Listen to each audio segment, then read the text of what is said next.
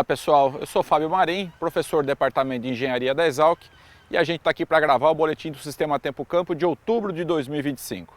Como já é hábito nosso, pessoal, vamos começar dando uma olhada como é que foi a evolução da chuva nos últimos 2 meses.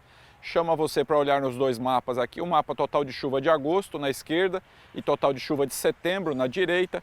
Percebam que as chuvas continuaram bastante raras aí no Brasil Central, chegaram em partes do Sudeste, do Centro-Oeste, ficaram mais concentradas no sul e no extremo norte do Brasil em setembro, mas ainda não foram suficientes para dar largada na safra. E essas chuvas condicionaram a umidade do solo. Vamos agora olhar como é que foi a evolução da umidade do solo. Como acabei de comentar, a umidade permanece muito baixa em todo o Brasil Central. Percebam aí por esses polígonos de cor vermelha no centro do Brasil, Nordeste, boa parte do Sudeste. Condição intermediária, já indo para boa no sul e no extremo norte do Brasil, especialmente no Amazonas e no Acre. Agora, dando início à previsão do tempo, pessoal, vamos olhar como é que está a chuva, acumulado de chuva para os primeiros 15 dias de outubro. Reparem comigo aqui no mapa do modelo europeu, mostrando que a chuva continua, ela vai chegar, mas em volumes bastante baixos, em São Paulo, no sul de Minas, na parte noroeste do Mato Grosso, ela chega em volumes melhores, enquanto que no leste ainda permanece em volumes que não asseguram a germinação da safra da soja.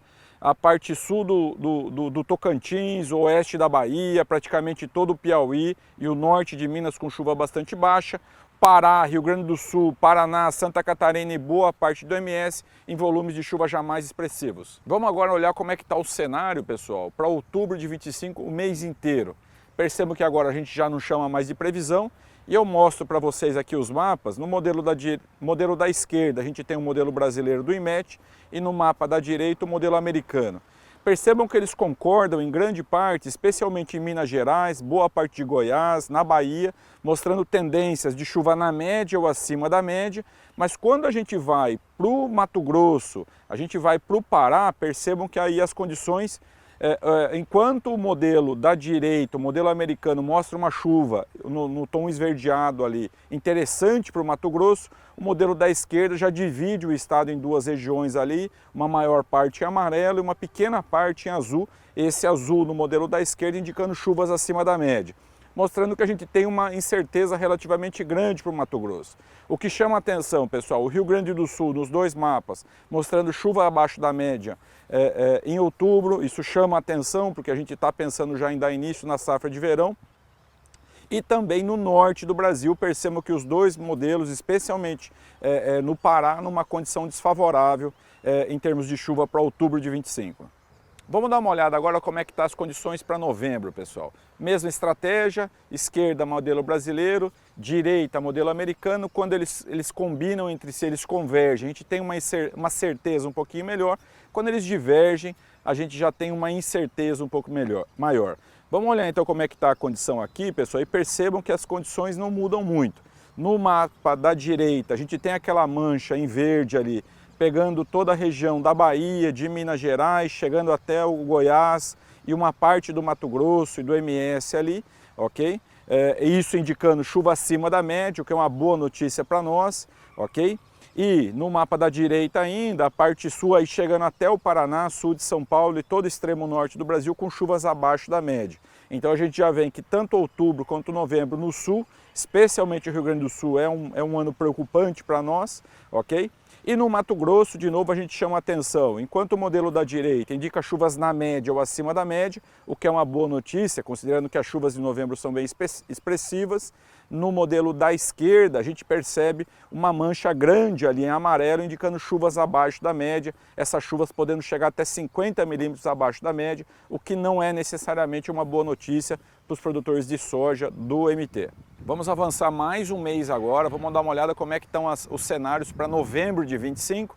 Vamos olhar de novo aqui os nossos mapas e perceber. Vejam que o modelo americano, pessoal, ele permanece bastante favorável, vamos dizer, bem otimista na visão dele para o Brasil Central e para o Sudeste, ok? A gente tem o terceiro mês que nós estamos analisando com essa mancha esverdeada e branca ali, indicando chuvas na média ou acima da média. enquanto que o modelo brasileiro ele continua apontando uma região, uma condição não tão favorável para a parte central e leste do Mato Grosso. Nos 3 meses o mapa da esquerda aponta isso e a gente percebe, o Mato Grosso é uma região de bastante incerteza, já que talvez aqui nos 3 meses é a região onde há mais divergência entre os modelos, ok? Chama atenção de novo em ambos os mapas, o sul do Brasil marcado, então assim, a gente traz um alerta de prudência para os produtores gaúchos, ok? Ambos os modelos indicando que o trimestre não deve ser favorável em termos de chuva, ok? E já na parte norte do Brasil, perceba que o modelo brasileiro, o modelo da esquerda, ele já indica uma condição melhor para o Pará, diferente do que está indicando o modelo americano, aquela região no norte do Brasil, em tons alaranjados, ali indicando chuva abaixo da média. Então apontando uma incerteza grande para dezembro de 25, ok? E para o Mato Grosso. A gente, pessoal, pelo menos na safra passada, tivemos um bom desempenho do modelo da direita, o modelo americano. E a gente torce para que ele esteja certo, trazendo aí boas chuvas para a safra de soja no Brasil Central. Vamos dar uma olhada agora, pessoal, como é que estão as condições de temperatura para o trimestre. Como a gente sempre faz, chama vocês aqui a observarem o slide que a gente tem os 3 meses juntos, outubro, novembro e dezembro. E percebam, pessoal, que a gente tem uma boa notícia em termos de temperatura. Enquanto outubro a gente ainda tem uma tendência de temperaturas acima da média do Brasil Central, perceba que em novembro e dezembro essa mancha branca indica chuvas na média, temperaturas na média no Brasil Central, o que é uma boa notícia, considerando que estamos num país tropical e que nossas temperaturas frequentemente são excessivamente altas. Então quando a gente tem temperaturas na média, com chuva em boas condições, a gente normalmente tem um desempenho melhor na safra. Isso daqui também é uma boa notícia, especialmente para o pessoal das perenes, pessoal do café, dos citros, das fruteiras, mesmo das pastagens. Essa notícia de ter uma temperatura não tão alta como foi em 2024, nesse mesmo período, ok? É uma notícia, um alento aí, porque a gente começa a antever uma safra melhor a ser colhida em 2026. Vamos agora, pessoal, dar uma olhada como é que estão as condições de El Niño e Laninha para essa transição 25-26. Chamo vocês para observarem o gráfico comigo. Percebam que nessa linha preta cheia, a gente tem a temperatura do Pacífico nesse mês e reparem, pessoal, que a gente já está chegando no limite do início de uma laninha. Mas percebam pela linha tracejada preta, pessoal, que essa laninha deve ser fraca e curta. Então, o que a gente está antevendo aqui é que apesar das condições de laninha se instalarem provavelmente ao longo desse mês de outubro, a gente não vai ter uma laninha clássica, a gente vai permanecer nas condições do tempo mais próximas da média. A gente mostrou, inclusive, aqui que em termos de chuva e temperatura, essa é a realidade e essa transição deve permanecer. O que eu chamo a atenção com vocês, pessoal, que percebam que lá para abril de 26 começa a aparecer a chance de um El Niño, ok? Percebo que as temperaturas vão se resfriar e elas vão depois começar a subir a partir de dezembro de uma forma bastante expressiva, dando a ideia de que o meio do ano que vem a gente possa estar numa condição de El Niño.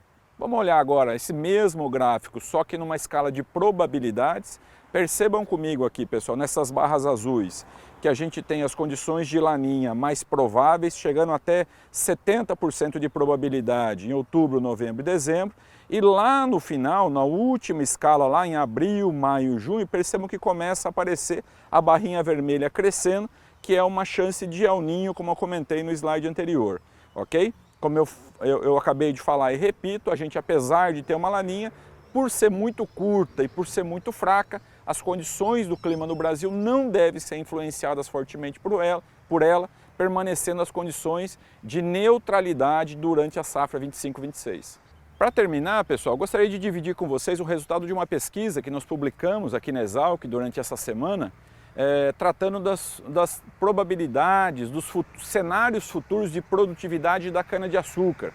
Nós já temos pesquisas com soja, com milho, com feijão, com arroz, com diversas culturas, e eu decidi trazer para vocês aqui esses 2 mapas mostrando como é que está o cenário futuro para a cana, ok? E esses mapas, pessoal, eles são muito parecidos e eles trazem uma boa notícia para a agricultura brasileira. As mudanças climáticas, que às vezes são tão discutidas aí, até alvo de alguma polêmica, o que elas estão mostrando para nós nessas pesquisas, pessoal, é que a produtividade da maioria das culturas brasileiras, na imensa maioria do território brasileiro, deve ser favorecida no clima futuro. Ao contrário do que a gente ouve, que a produtividade, que a gente vai ter aí uma perda muito grande, a gente não está vendo isso. Combinando experimentos de laboratório com modelos de simulação que nos permitem gerar esses mapas, ok? E reparem aqui nesse mapa que esses tons em verdes que vocês estão vendo nesses dois cenários, esses dois cenários têm a ver com a letra B e C, o nível de CO2 que nós vamos ter na atmosfera no futuro. Perceba que a gente ou vai empatar na produção de cana ou nós vamos ganhar no futuro, ok? Só para deixar o recado, pessoal, a gente tem um centro aqui na Exalc chamado Cicarbo, que vem estudando muito esse tipo de coisa, ok? E essa pesquisa foi feita no âmbito do Cicarbo. Pessoal, queria agradecer bastante a atenção de vocês, deixar aqui o meu abraço, a gente se vê no mês que vem, até lá!